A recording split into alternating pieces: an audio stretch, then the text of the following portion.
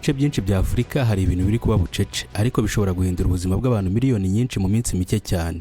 Si intambara, si inzara ndetse si n'indwara, ahubwo ni ikintu abantu benshi bafata nk'igisanzwe umunsi ku wundi. Icyo nta kindi ni esanse. Mu gihe isi iri guhangana n'izamuka rikabije rya peteroli, ibihugu byinshi bya Afurika biri kwinjira mu kaga gahoraho. Ariko hari ibihugu bitanu byihariye bifite ibibazo byihariye ukwabyo. Ikibazo si uko peteroli izamuka gusa, ahubwo ikibazo ni impamvu ibi bihugu ari byo bibabaye cyane kurusha ibindi. Kandi uko bikomeza kugenda gutya, ibi bishobora kuvamo ikibazo gikomeye kurusha uko benshi babyibwira. Mu rwego rw'ubukungu bw'isi, peteroli ni nk'amaraso y'iterambere ryayo. Imodoka, indege, ubucuruzi n'inganda byose bishingiye kuri yo.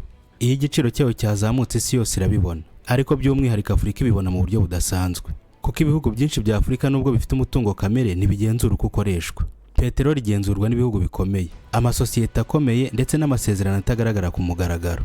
Iyo habaye ikibazo gito gusa nk'intambara cyangwa guhagarikwa kw'ibikomoka kuri yo, igiciro kirazamuka ku isi yose. Bivuze ko ibiciro byazamutse ku isi, ingaruka ziba zikomeye cyane imbere mu bihugu bya Afurika by'umwihariko. Ariko mu by'ukuri ibihugu byose ntibigira ingaruka zingana. Hari ibihugu bitanu bya Afurika bifite ibintu bihuriyeho bituma biba mu kaga gakomeye cyane kurusha ibindi.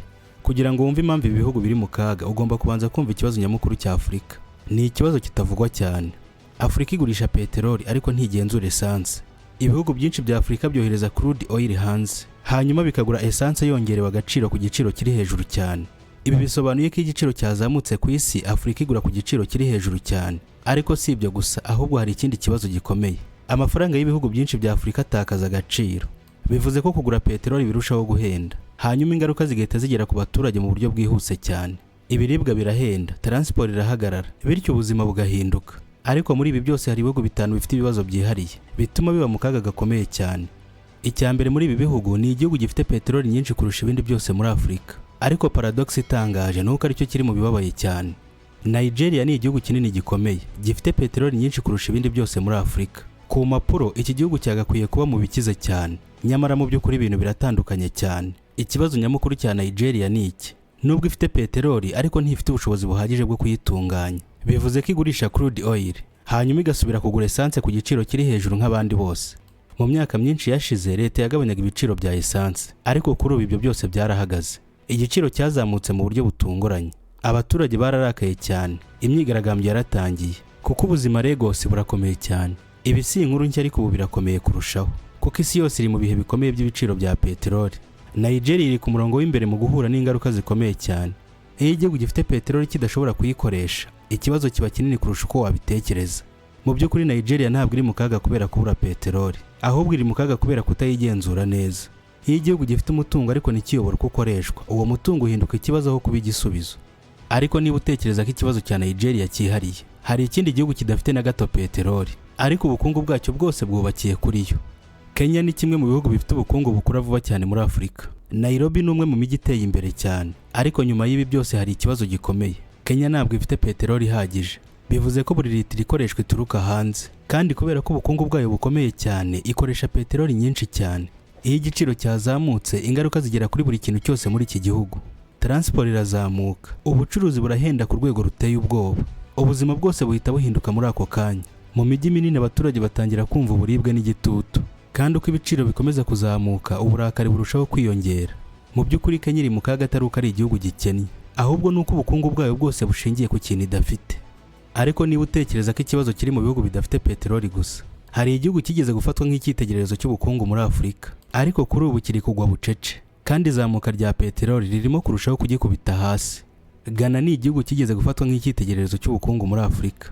Mu myaka yashize ubukungu bwacyo bwarimo bukura vuba vuba, abaturage bafite icyizere, abashoramari barushagaho gushora imari muri iki gihugu.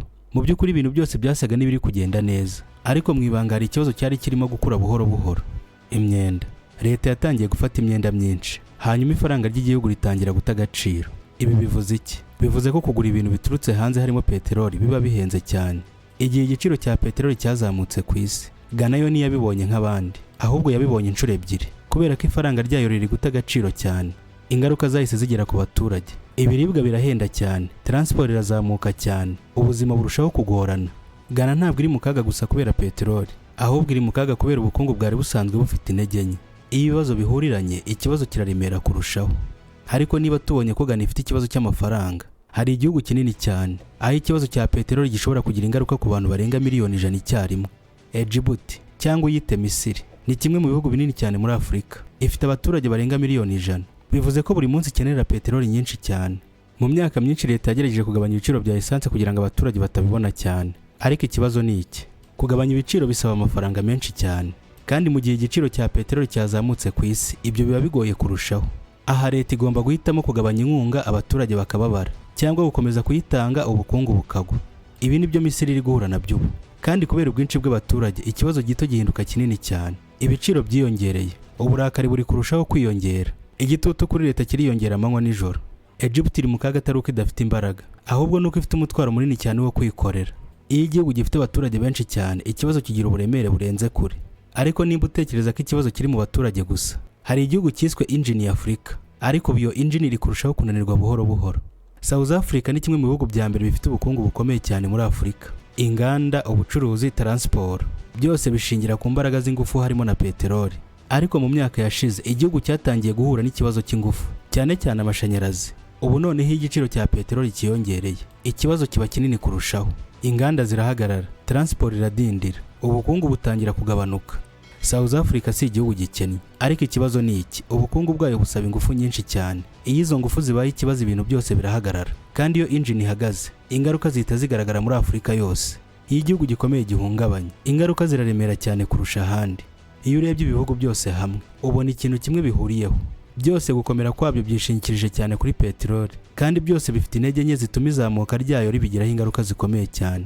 Ibi nibikomeza gutya, ingaruka zirarushaho gukomera kurusha uko twabitekerezaga. Ibiribwa birarushaho guhenda, ubushomeri buriyongera cyane, imyigaragambyo iriyongera muri ibi bihugu. Mu by'ukuri ibi bihugu bitanu ntabwo ari byo byonyine bifite ikibazo, ahubwo nibyo byerekana icyerekezo Afurika iri kuganamo. Ikibazo Afurika ifite si peteroli gusa, ahubwo ikibazo ni kwigenga nyako k'umutungo wayo. Kugeza ryari Afurika izakomeza kugura ibyo ifite ku giciro cyo hejuru? Igisubizo ntikirasobanuka neza, ariko ikigaragara ni iki: niba nta gihindutse, ibi bishobora kuba intangiriro y'ikibazo gikomeye kurushaho muri Afurika. Kandi ikibazo gikomeye kurusha ibindi byose si ibyo uri kubona ubu, ahubwo ibizakurikiraho nyuma y'ibi. Ariko nyuma yo kureba ibi bihugu byose, hari ikibazo abantu benshi bari kwibaza: ese u Rwanda rwo rurihe muri ibi byose? U Rwanda ntabwo ruri mu bihugu bikoresha peteroli nyinshi cyane nk'ibi twabonye, ariko rufite indi challenge kuko hafi ya peteroli yose ikoreshwa mu Rwanda ituruka hanze. Bivuze ko izamuka ry'ibiciro ku isi rihita rigira ingaruka ku gihugu ako kanya. Transport irazamuka ndetse n'ibiciro by'ibintu biriyongera. Ariko hari ikintu gitandukanye gato: u Rwanda ruri kugerageza kugabanya izi ngaruka binyuze mu igenamigambi no gushaka ubundi buryo bw'ingufu.